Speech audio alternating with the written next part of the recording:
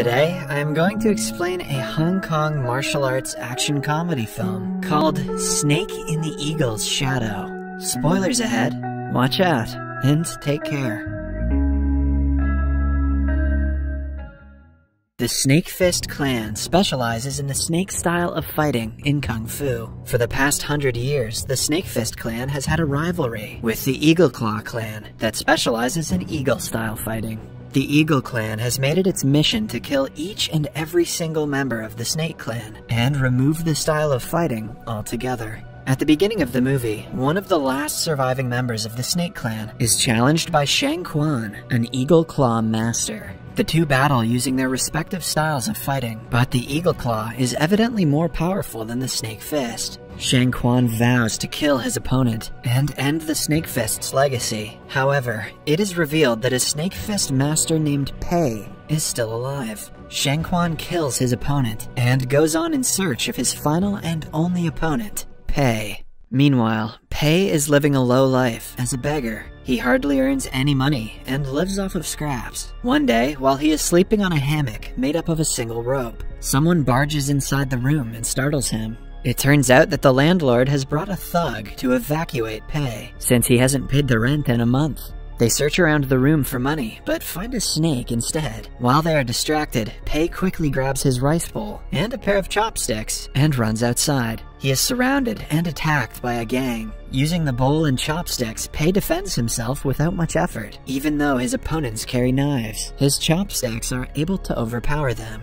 One of the thugs bumps into an Eagle Claw member, Siu-Tin, while trying to run after Pei. When the thug describes Pei, Siu-Tin realizes that they just encountered a Snake Fist member. But by then, Pei is long lost. Following that, we are introduced to the protagonist of the movie, Chien Fu. He is an orphan, adopted by a short-tempered eccentric Kung Fu teacher named Lee. Lee profits by scamming innocent students, promising to be a Kung Fu expert when his skills are merely average. He frequently abuses Chien Fu physically and makes him do all the cleaning. Chien Fu wants to learn to fight, but even though he works in a Kung Fu school, he is never given the opportunity to train. One morning, Lee is resting while the students practice as usual. Chien Fu watches them and tries mimicking their movements, forgetting to sweep the floor. Lee notices and hits him with a stick. To trouble the kid even more, he walks around with white powder under his shoes, which means he has to sweep the floor twice. Later, Lee uses Chien Fu as a prop to teach his students a new form of fighting.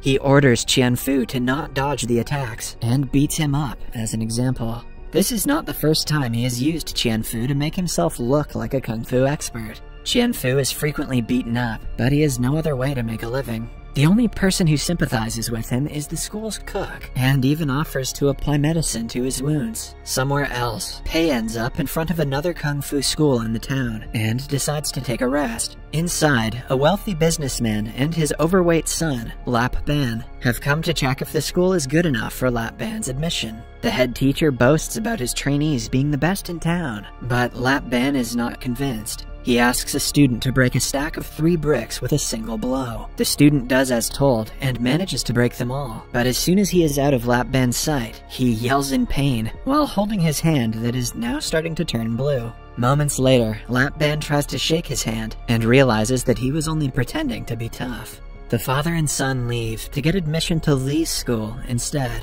After that, the students see Pei resting outside and take their frustration out by beating him up. Pei doesn't defend himself, afraid that someone might notice his presence. Chien Fu sees this and stops them from hurting the poor old man. When the students attack him, Pei uses his tricks to make Chien Fu fight. He stands behind Chien Fu and pushes him around so that he can dodge the attacks. During the fight, a Russian religious missionary notices Pei and rushes towards him. In reality, he is a spy who has been appointed by the Eagle Claw clan to find and eliminate the last surviving member of the Snake Clan. Pei notices him and runs away with Chien Fu before he can be caught. Following that, Chien Fu brings Pei to the school and makes tea for him. He also asks the old man to stay the night because he must be injured. Pei is impressed by his kindness. Meanwhile, Lap Ban and his father are in a meeting with Lee, who boasts about his training. Lap Ban doesn't believe him and asks him to break 3 stacked bricks. Lee laughs at him, stating that he can show them a real fight instead of mere brick breaking.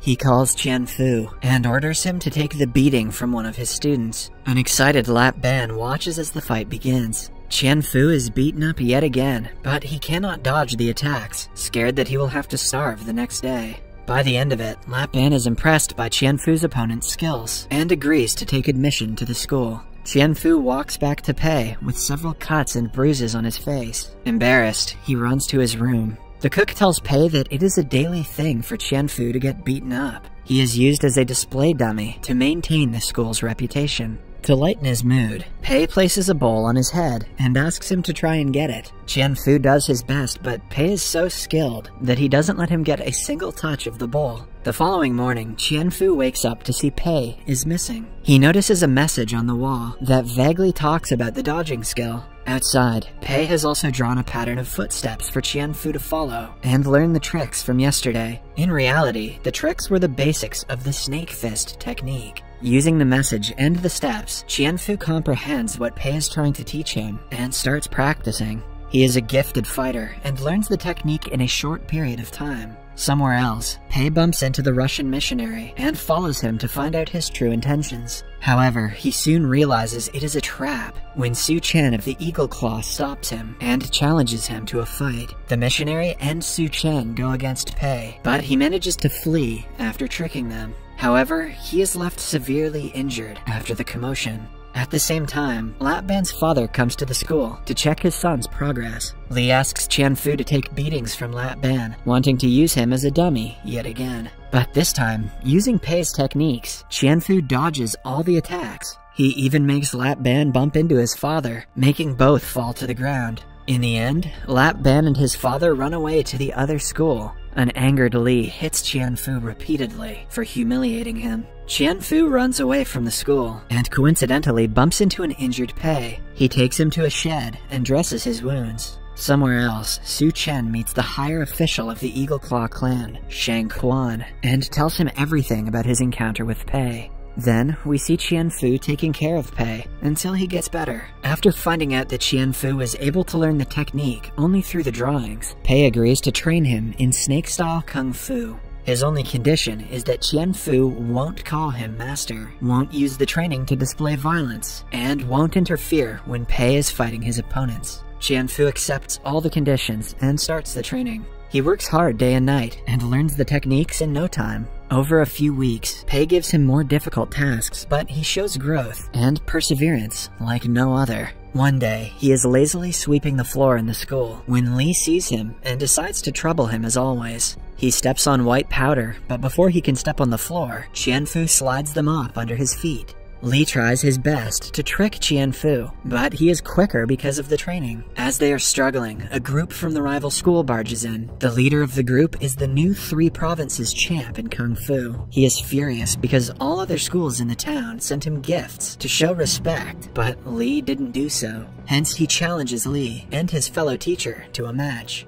Lee is reluctant, but since all his students are watching, he has no choice but to accept. The state champion doesn't waste time before beating them both up, proving that they're just a bunch of frauds who only know basic knowledge about Kung Fu. Chien Fu wants to help them, but since he has promised Pei that he will only use his skills for defense, he stays out of the fight. After the two are defeated, the students follow the state champion to the rival school. Later that day, Chien Fu is cleaning when the former teacher of the school, Master Hwang, returns from a trip. He used to be the head teacher until Lee took over. Enraged that they were defeated by the opponents, he walks to the rival school and challenges the state champion. They get into an intense fight, both matched in skills. But in the end, the state champion beats Master Hwang and doesn't stop attacking him. Chien Fu finally steps in, which angers the champion even more. He attacks him a couple of times, asking him to fight back. Now that Chien Fu can use his training as defense, he doesn't hold back and starts battling him. Everyone is shocked to see that a mere janitor is giving the state champion a hard time. Master Hwang is just as surprised because he didn't know Chien Fu could fight. From the entrance door, Hark-On is also watching them. He sees Chien Fu's technique and recognizes it as the snake fist technique. Since only one person from the clan is still alive, he is sure that Chien Fu knows Pei. After defeating the champion, Chien Fu and Hwang return to their school. At home, Chien Fu finds a letter by Pei that says he will be gone for a few days. Alongside the letter is a book on snake-style fighting.